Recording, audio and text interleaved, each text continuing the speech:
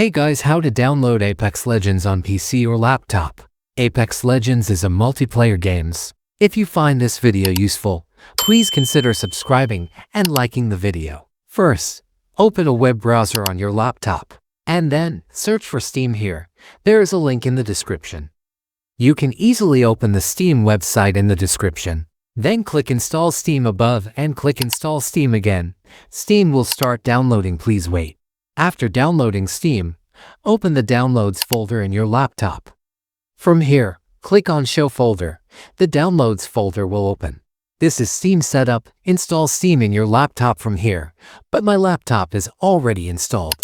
Then open Steam and create an account. Then search for Apex Legends.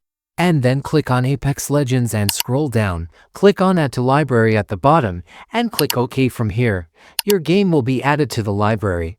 Then click on Library at the top. Find here your Apex Legends game. And after that, click on it and click on Install and click on Install again. Accept. From here, your game download will start. Please wait. Once the download is complete, you can easily open the Apex Legends game on your desktop.